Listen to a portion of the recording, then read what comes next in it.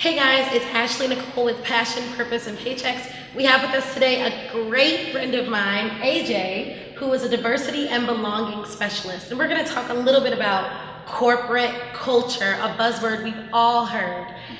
I want to give you my thoughts on this, okay? Because as a diverse professional, when a company says you don't fit into the corporate culture, and it's a company that's 99% white, it feels to me like what they're saying is you just don't fit, look, or act like the majority of our company, which for me will always be, like I'll always be in the minority of that. So it comes off a little bit like diverse professionals or people that are different cannot ever fit into a homogeneous corporate culture. And I think that language is problematic. And so as companies begin to think about what they can do to retain millennials, it would be to get rid of the homogeneous corporate culture. I know you think you're doing your employees a favor. Trust me, you're not. What are your thoughts on that? Well, actually, you make a lot of great points. You're right. There isn't a thing that's corporate culture. I mean, I've worked for a number of startups and I've consulted for a number of startups. And the one thing that I've sort of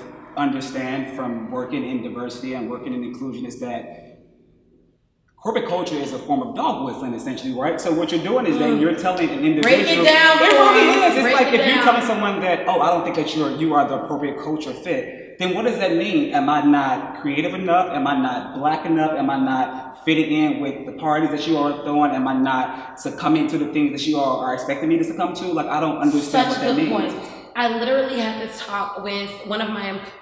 And I told him, I was speaking to someone, he was head of the firm, and I was explaining to him, when you think of the term culture, like black culture, when I see someone who looks like me, when I see someone who has an affinity towards the same foods as me, who sounds like me, we can understand the vernacular, the different terms that we do, the hey sis, this is ice cold, like little idioms that we have within the black culture and the black community.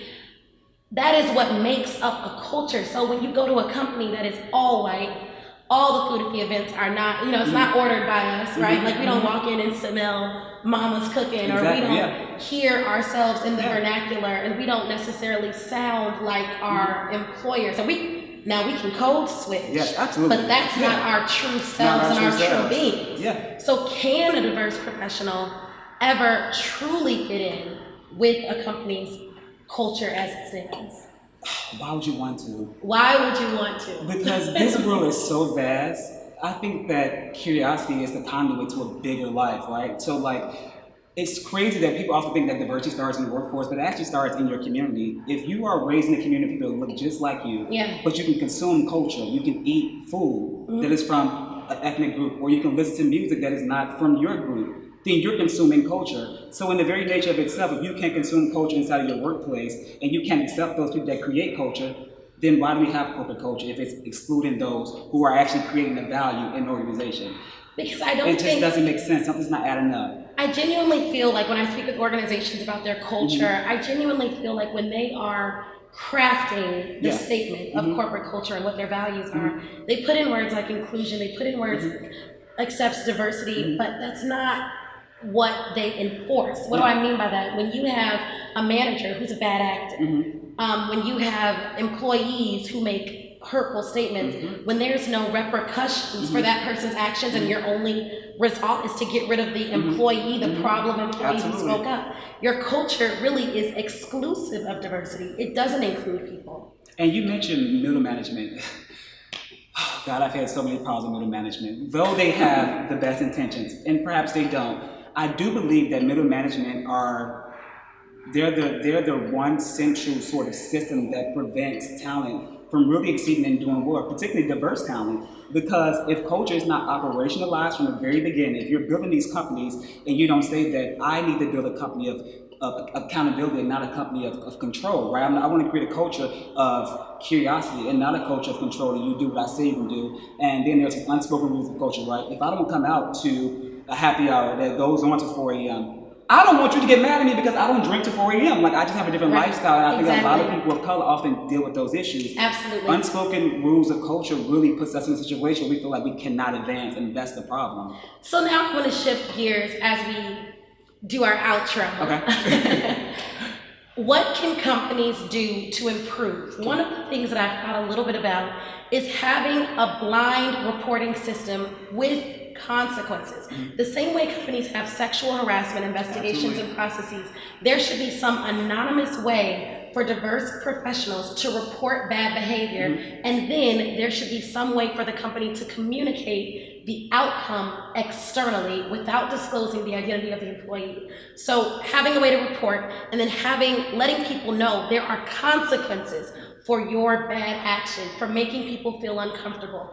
I believe truly people are more afraid of being called racist than being racist. Okay? It can't be true. Why would it be true? Oh yeah, it's never God, true. Why would I be It's racist? never, not if you're liberal. Not exactly, if you're liberal. Right. So I think that, that's one of the things. What do you think about that? And what's one of the things you've thought about that companies can implement pretty easily to make the place a truly inclusive environment, one where diverse professionals can belong? Yeah, I think that you made a great point. It's accountability.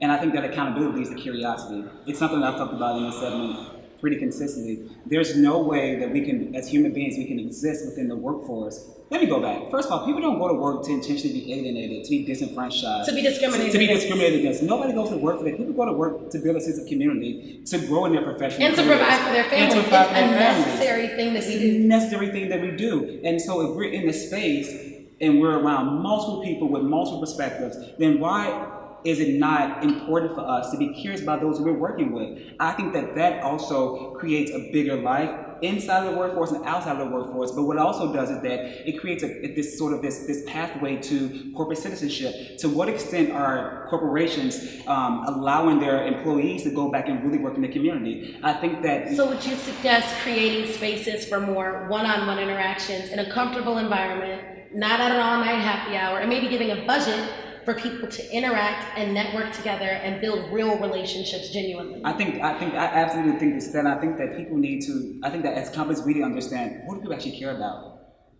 We don't ask questions anymore. So I think first we understand, what do you care about, Ashley? Like when you go to work, what do you care about? What makes you feel like you belong the most? Respect. Respect, right? And so I think that and money. And money. And for me, it's an opportunity to be able to understand and learn more about the people that I'm working with. Yeah. I love working with people. It's the one thing that gets me excited. But if I'm being prevented from utilizing my superpowers because my middle manager, is now enforcing a culture of control and not a culture of curiosity, to what extent am I going both personally and professionally? I'm not. I now want to leave the company. This is a great point and a discussion that can go on forever. Let me know your thoughts on corporate culture, and if we're wrong, let us know. Do you have a company that is having a phenomenal corporate culture? We want to hear from you. Do you think corporate culture is a thing, and can diverse persons really fit into a company's culture? Thanks for your feedback.